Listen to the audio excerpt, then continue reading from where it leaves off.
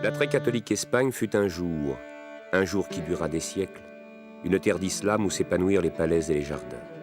L'Andalousie, Al-Andalus, a conservé les signes splendides de la grandeur des Omeyyades, des Almohades et des Almoravides, les brillantes dynasties arabes. Séville, la capitale andalouse, aujourd'hui une ville moderne de plus d'1 million d'habitants, reste imprégnée des traces arabo-berbères par ses plus grands monuments, la Giralda et l'Alcazar.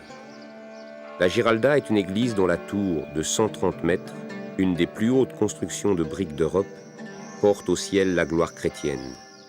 Là reposent Christophe Colomb et Isabelle la catholique, figure de proue de l'expansion acharnée de l'Occident de la fin du XVe siècle. Mais cette tour sobre et imposante fut d'abord, cela saute aux yeux, le minaret de la grande mosquée du califat de Séville. Construite au Xe siècle, elle fut convertie de force après la Reconquista, la reconquête, qui fit, après 300 ans de guerre, de toute l'Espagne un bloc monolithique, où seul le christianisme aurait droit de cité, un royaume à pensée unique, où les musulmans et les juifs n'auraient plus désormais comme choix que la conversion, l'exil ou la mort.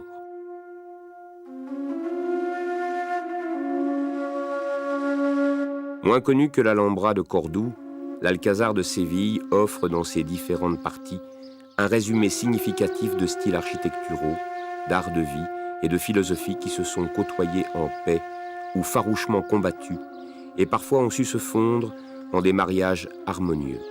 Tout l'Alcazar n'est qu'un mélange de bâtiments et de jardins où les styles se juxtaposent et les époques se chevauchent. Mais son plus bel élément est peut-être un petit jardin conçu et réalisé dans la pure tradition arabe, une incarnation terrestre de l'image du paradis dans sa version islamique.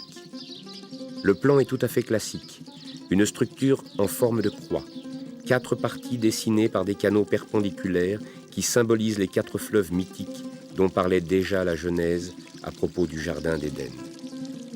En fait, ce type de structure est bien antérieur à l'islam, puisqu'on en retrouve la trace dans les parcs de la Perse antique ou de la Mésopotamie, et même dans la mythologie bouddhiste.